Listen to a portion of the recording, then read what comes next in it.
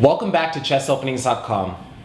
In today's video, we'll get a chance to look at the razor-sharp opening known as the French Winawer, and it begins with the moves pawn to e4, pawn to e6, pawn to d4, pawn to d5, knight c3, and then the key move bishop to b4.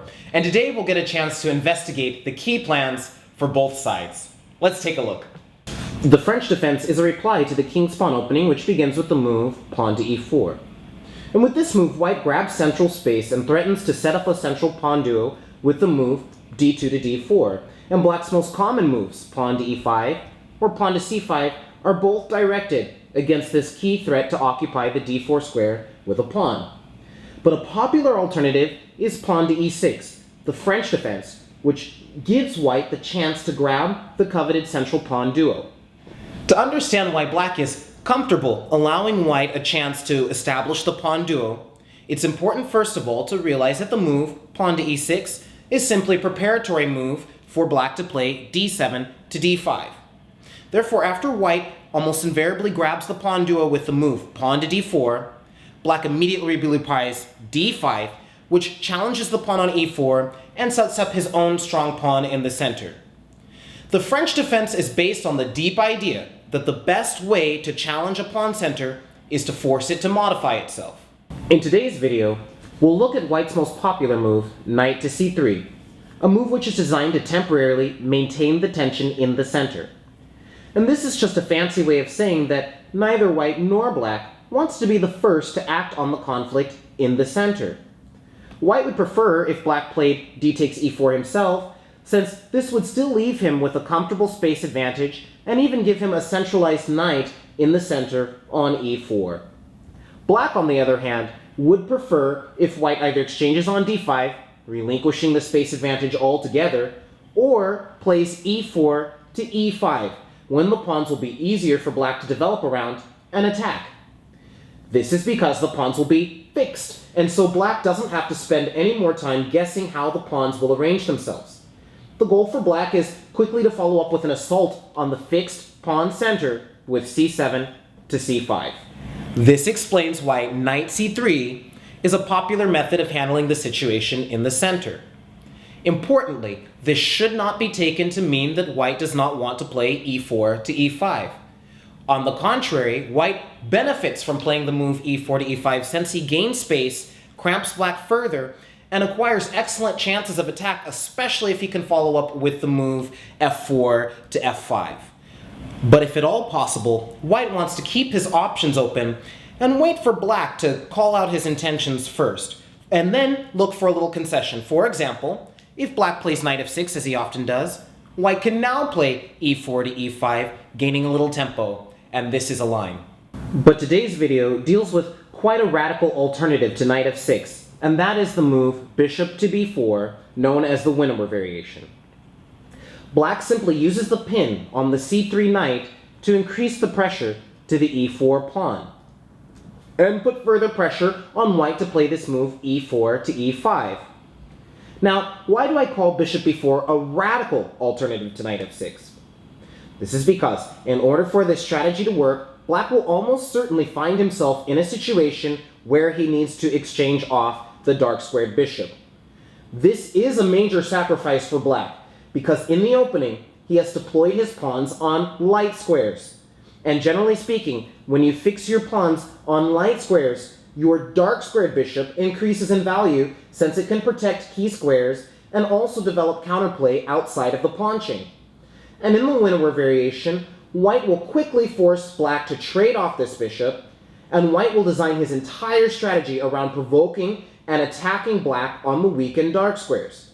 Usually, he can begin this attack with a timely queen to g4, targeting the vulnerable pawn on g7. And we'll see later in the video exactly how white can profit from the absence of this bishop. So what does black hope to get out of this transaction with the dark squared bishop? Quite simply, he is able to damage white's pawn structure on the queen side, giving him excellent chances of long-term counterplay as long as he does not succumb to an attack on his dark squares. Also, this strategy is much faster for black than the alternative knight f6, because now when white plays the move e5, it does not occur with a gain of tempo. And when white plays the move a2 to a3, this will also be an invested tempo to gain the bishop pair. Thus, black's counterplay speeds along more quickly in the Winawer than in the more classical variations. Now, white can no longer continue the strategy of holding the pawn on e4, since attempts to hold on to the pawn can quickly backfire in this position. One example is that if white were to try f3, the weakening of the king's diagonal along with the relative underprotection of the e4 pawn suggests that black can win material, and indeed he can with pawn takes pawn, bishop takes knight check, pawn takes bishop, and now queen to h4 check, attacking both the king and the pawn on e4. So white advances the pawn forward with e5, and now black usually continues with the move pawn to c5, his prepared idea in this position after white plays e5. And to demonstrate some of the ideas in this position, I do briefly want to show some alternatives to the move pawn to c5. One of these moves is knight to e7, but this is very likely to transpose after the moves a3, bishop takes knight, pawn takes bishop, and now pawn to c5. And this simply transposes to a position which could have arose out of the move c5, and we will get a chance to look at the details of this position in just a moment. Very rarely, black tries to delay the moves c5 and knight e7 with the hopes of retaining chances to retreat the dark squared bishop after a2 to a3 is played. But in these cases, white can normally profit from an immediate assault on the g7 pawn. For example, b6 is an interesting attempt to exchange off the light squared bishops, perhaps by playing the move bishop to a6. But white can instantly create some issues for black with the reply queen to g4, attacking g7. And it turns out that if black ever plays the move g6, this generally leads to intolerable weaknesses on the king side and on the dark squares. And so black usually actually plays the move bishop to f8 in this position, hoping to argue that despite a deficit in development, he can make use of his early opportunities to attack the fixed pawn on d4 and trade off the light squared bishops. Unfortunately for black, theory pretty strongly indicates that white should be able to profit from his extra space and development and still has a good advantage. So it turns out that players handling the black pieces mostly continue with the aggressive move c5, making good on the concept of attacking these central pawns as soon as they've modified themselves and become fixed. And it is at this moment that white plays the move a3, inducing black to capture bishop takes c3 check, pawn takes bishop, and leading to a very intriguing situation. Black has parted ways with the key bishop, and as we'll see in a moment, he is quite vulnerable due to this fact. But in the long run, black will find tremendous counterplay against the weakened queenside pawns and against white's center. He hopes that this will fully compensate for the early exchange of his dark squared bishop. Now, before we delve a little deeper, let's take a look at what would have happened if black tried to retain the bishop with the move bishop to a5. And at first you might be tempted to try d takes c5, since it looks like in a moment here you will be able to play b2 to b4 with tempo and solidifying the pawn on c5.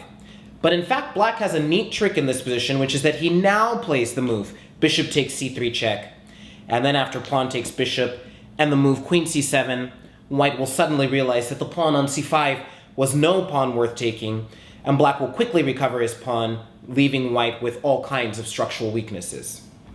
Instead, white has to come back to the critical idea of making use of the weakened dark squares, and he does this with a beautiful positional pawn sacrifice, beginning with the move pawn to b4, a move worthy of an exclamation point in this position. Black is practically forced to play the move c takes b4, and now white reveals the concept of this pawn sacrifice. Since there's temporarily no pin on the knight on c3, white is able to now play the move knight to b5, targeting the square on d6, the weakened d6 square, and this leads to immense compensation for the sacrificed pawn. For example, if black tried the move b takes a3 check, white would simply play pawn to c3, and in this position, white has an overwhelming number of strong positional threats, such as bishop takes a3, giving the bishop a wonderful position, knight d6 check, and also queen to g4, attacking g7.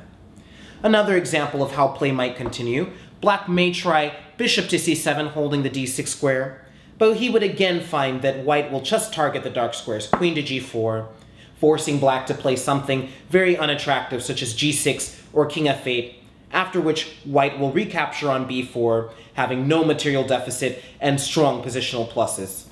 So after the move bishop to a5, white has a 1-2 punch, pawn to b4, and then after pawn takes pawn on b4, knight to b5, which demonstrates that the bishop is still misplaced on a5, and therefore white can still succeed with a vigorous assault on the dark squares.